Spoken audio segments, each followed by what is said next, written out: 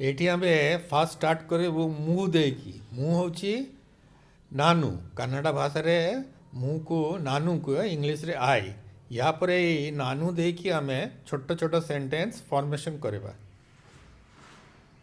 ୟା ପରେ ମୁଁ ଦେଇକି ମୁଁ ଗୋଟେ ଛୋଟ ବାକ୍ୟଟା ବନାଉଛି। ମୁଁ ଜଣେ ଛାତ୍ର, ଏଟା କନ୍ନଡ଼ ଭାଷାରେ ହେବ ନାନୁ ಒಬ್ಬ ବିଦ୍ୟାର୍ଥୀ। ନାନୁ ମାନେ ହେଉଛି ମୁଁ, ಒಬ್ಬ ମାନେ ହେଉଛି ଜଣେ, ବିଦ୍ୟାର୍ଥୀ ମାନେ ହେଉଛି ଛାତ୍ର। ଆଇ ଆମ୍ ଅ ଷ୍ଟୁଡେଣ୍ଟ। ଆମେ ଦେଖିବା ଓଡ଼ିଆରେ ତୁମେ ଦେଇକି ଆମେ କେତେବେଳେ ଯେତେବେଳେ ବାକ୍ୟ ବନାଉଛୁ ସେଠି ତୁମେରେ ଏଠି କନ୍ନଡ଼ ଭାଷାରେ ହେବ ನೀನು, ଇଂଲିଶରେ ୟୁ। ଆଉ ଯେତେବେଳେ ଆମେ ଆପଣ କହୁଛୁ ସେତେବେଳେ ରେସ୍ପେକ୍ଟ ଦେଇକି ସେଟା ରେସ୍ପେକ୍ଟ ଦେଇକି କନ୍ନଡ଼ ଭାଷାରେ ହେବ ನೀವು, ଇଂଲିଶରେ ୟୁ।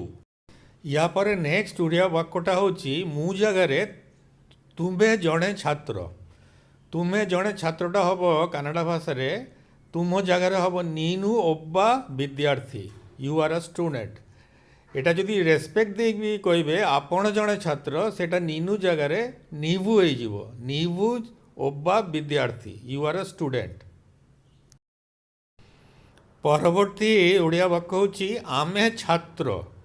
ଆମେ ଛାତ୍ର ଯେତେବେଳେ ଆମେ କନ୍ନଡ଼ରେ କହିବୁ ସେଟା ହେବ ನಾವು, ଆମେ ଜାଗାରେ ହେବ ನಾವು। ನಾವು ವಿದ್ಯಾರ್ಥಿಗಳು, ನಾವು ವಿದ್ಯಾರ್ಥಿಗಳು, ವಿ ಆರ್ ಸ್ಟೂಡೆಂಟ್ಸ್।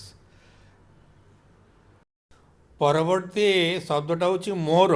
ଓଡ଼ିଆରେ ଯେତେବେଳେ ଆମେ ମୋର କୁହେ ସେଟା କନ୍ନଡ଼ ଭାଷାରେ ହେବ ନାନା, ମାଇ। ମାନେ ନିଜର କୌଣସି ଜିନିଷକୁ ଆମେ ମୋର ଯେମିତି କୁହେ ସେଟା କନ୍ନଡ଼ ଭାଷାରେ ହେବ ନାନା। ଏଟା ବାକ୍ୟ କରିବା ୟା ପରେ। ୟା ପରେ ମୋର ଦେଇକି ଗୋଟେ ବାକ୍ୟ କରିବା ଓଡ଼ିଆରେ ଇହା ମୋର କଲମ। ଇହା ମୋର କଲମ ଯେଉଁଟା ଆପଣ କନ୍ନଡ଼ରେ କହିବେ ତାହେଲେ ସେଟା ହେବ ଇହା ହେଉଛି ଇଦୁ, ମୋର ହେଉଛି ନାନା, ପେନ୍ନୁ, କଲମକୁ ପେନ୍ନୁ କୁହନ୍ତି ସେମାନେ। ଇଦୁ ନାନା ପେନ୍ନୁ, ଦିସ୍ ଇଜ୍ ମାଇ ପେନ୍। ପରବର୍ତ୍ତୀ ଯେଉଁ ଓଡ଼ିଆ ଶବ୍ଦଟା ସେଟା ହେଉଛି ମୋତେ। ମୋତେ ଯଦି କନ୍ନଡ଼ ଭାଷାରେ କେହି କହିବେ ମୋତେଟା ଟ୍ରାନ୍ସଲେଟ୍ କରିବେ ସେଟା ହେବ ନାନାଗେ, ଇଂଲିଶରେ ମି। ୟା ପରେ ଏଇ ମୋତେ ନାନାଗେ ଦେଇକି ଆମେ ଗୋଟେ ବାକ୍ୟଟା ବନେଇବା, ତାର ଜଣାପଡ଼ିବ କେମିତି ୟୁଜ୍ କରିବା। ୟା ପରେ ଆମେ ଗୋଟେ ମୋତେ ଦେଇକି ବାକ୍ୟଟେ ବନେଇବା, ସେଟା ସେମାନେ ଓଡ଼ିଆରେ ସପୋଜ ସେଟା ହେଉଛି ସେମାନେ ମୋତେ ଡାକୁଛନ୍ତି। ଏଟା କନ୍ନଡ଼ ଭାଷାରେ ହେବ ಅವರು ನನಗೆ ಕರಿತಾ ಇದ್ದಾರೆ, ಅವರು ನನಗೆ ಕರಿತಾ ಇದ್ದಾರೆ, ଦେ ଆର୍ କଲିଂ ମି। ಅವರು ମାନେ ହେଉଛି ସେମାନେ, ನನಗೆ ମାନେ ହେଉଛି ମୋତେ, ಕರೆತಾ ಇದ್ದಾರೆ ମାନେ ଡାକୁଛନ୍ତି। ପରବର୍ତ୍ତୀ ଓଡ଼ିଆ ଶବ୍ଦଟା ହେଉଛି ଆମର। ଆମର ଏଟା ଯଦି କନ୍ନଡ଼ରେ କେହି କହିବେ ସେଟା କହିବ ನಮ್ಮ, ଇଂଲିଶରେ ଆୱାର।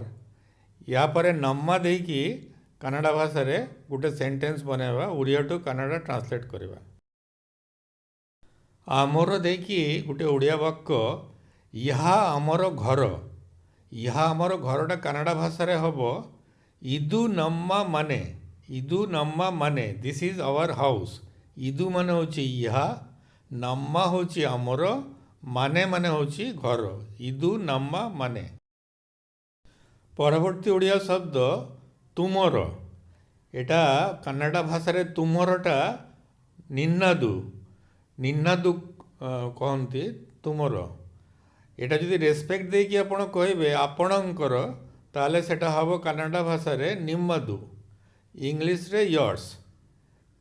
ତୁମର ହେଉଛି ନିନାଦୁ ଆଉ ଆପଣଙ୍କ ହେଉଛି ନିಮ್ಮದು। ୟା ପରେ ଏହା ଦେଇକି ଆମେ ସେଣ୍ଟେନ୍ସ ବନେଇବା। ଏହି ବହିଟା ତୁମର।